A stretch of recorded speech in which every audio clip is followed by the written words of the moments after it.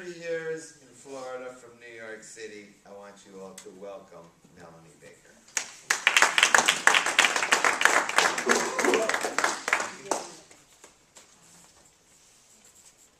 morning.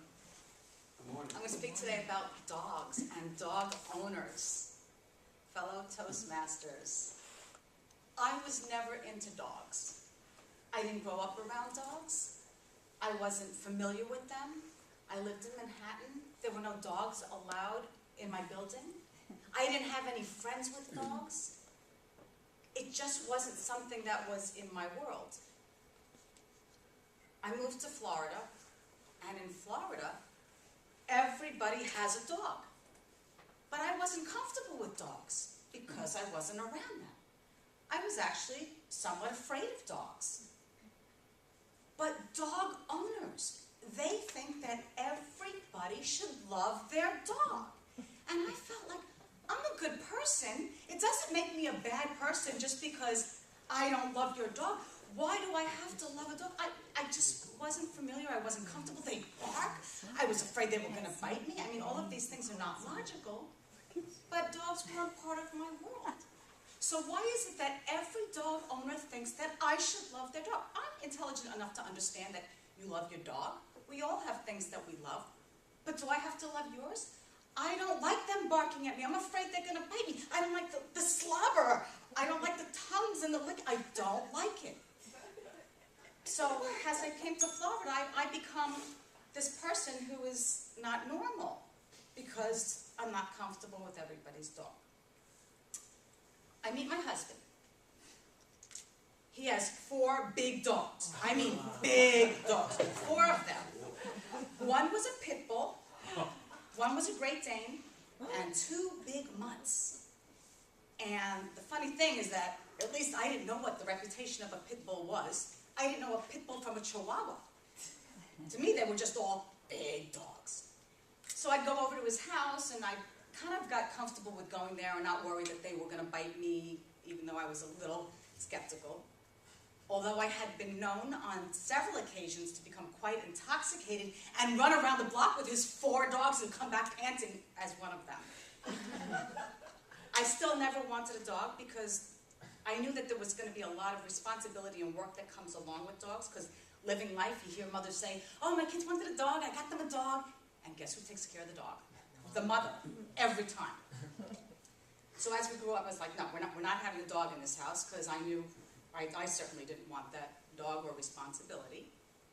And one time I was away visiting in New York, and I get on the phone with my husband, and he says, guess what?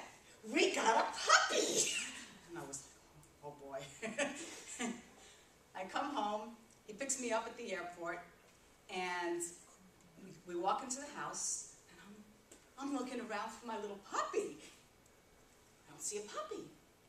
And my husband said, you had to see your face when we all told you that there's no puppy.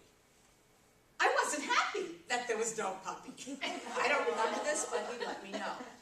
Well, a few minutes later, my neighbor who rescues dogs shows up with this little puppy.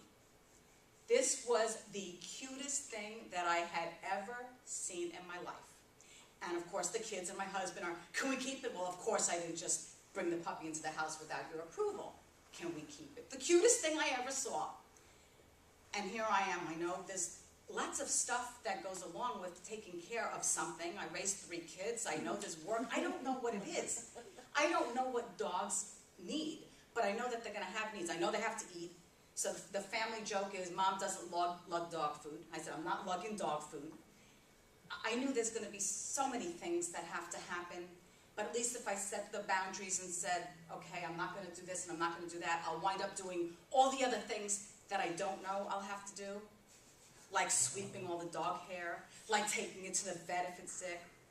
So there were a whole variety of things I knew that I'd be stuck with, but let me tell you, I'm stuck with them, and I love my dog. I became one of probably most of you. I understand it. I feel it. I absolutely love my dog. She is the bestest dog in the whole world. I don't care what anybody says. She's the cutest, the best.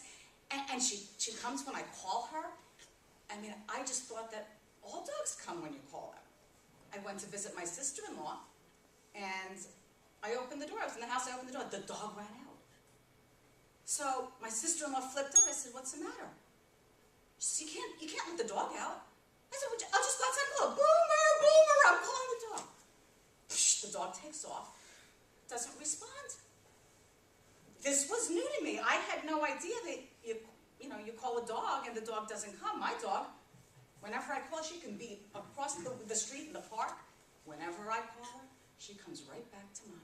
Because she loves me as much as I love her, and I love doggies now. And I'm proud that I love doggies, because I used to be afraid of them. And I'm going to show you my little dog. She's so cute, and she's the best one. And there's my dog. Mr. Toastmaster.